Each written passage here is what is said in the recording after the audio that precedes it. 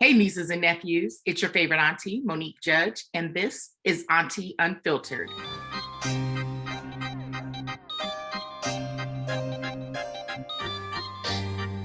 Now, today on Auntie Unfiltered, I'm so happy I get to speak with this young lady. She's amazing. She is blazing a trail for other young Black women and young Black men and young Black everybody, just like herself, to create a path in country music, and it is none other than Mickey Guyton.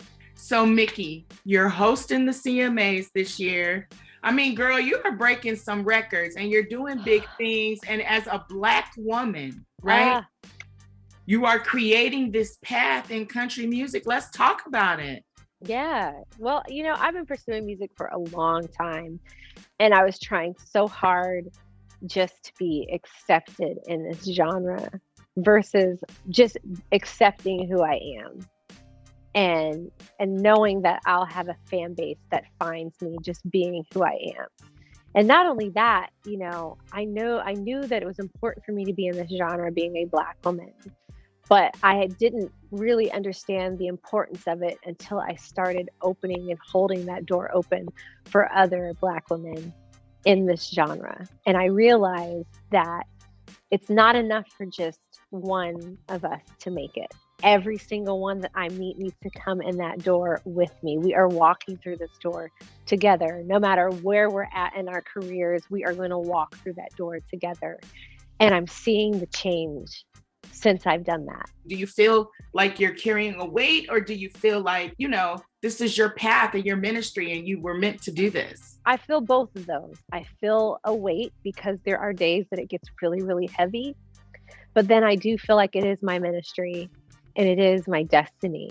And it makes it so much easier and so much more fulfilling doing that and seeing and uplifting other people. Being an artist, it's very narcissistic. It's all about me, me, me, me, me.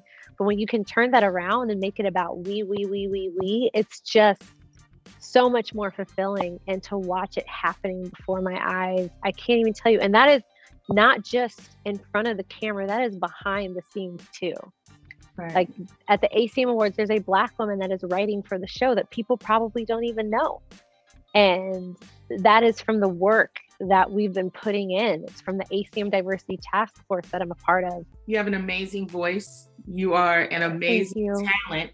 And I was wondering to myself, I'm like, because I like country music, and I have some of my personal favorites that are like old country music classics. Yeah. And so I wondered, I'm like, if you could re-record or cover any classic country music song, which one do you think you would want to do? I would definitely record Coat of Many Colors by Dolly Parton. I love that song. Her story relates so much to my family and my mom and my grandma. My grandma was the one that introduced me to Dolly Parton. I actually did a cover of Crazy by Patsy Cline that you can hear that I'm really, really proud of.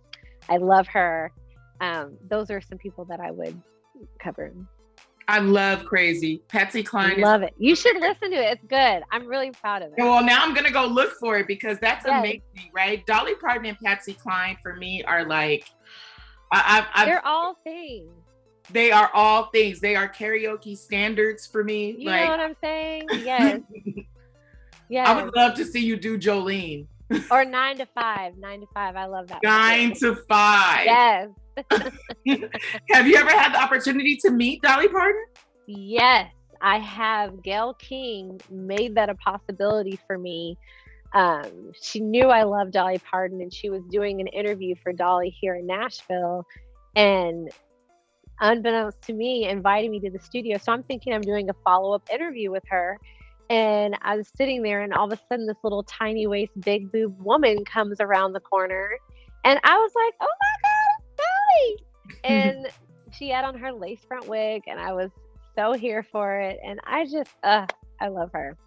She has no idea how much the Black community loves Dolly. Like, she has no idea. They wanted to build up a statue for her in Tennessee, and she said no, that she declined for them to do that because we're in a pandemic and a time where there's so much racial inequality. She felt that it was not a good time to do that. So she walks the walk. So what can we look forward to for Sunday? You're hosting. Will we get to see you perform also? Yes, I'm performing at the ACMs. You're also just you're gonna see representation on this show. Like there's other Black artists that you're gonna get to see perform, like Warren Treaty. If you've never heard of them, you should check them out. They are amazing, and they're performing with Dierks Bentley. And I was just texting with Tanya, and almost in tears because she is so powerful and such a powerful singer, and I can't wait for the world to fall in love with them. And you're gonna see country music in so many different shades and sizes, and there's all different versions of it that people are going to get to see on the show. You keep doing what you're doing, girl, because you are creating a path for so many others. And we are proud of you. I won't stop.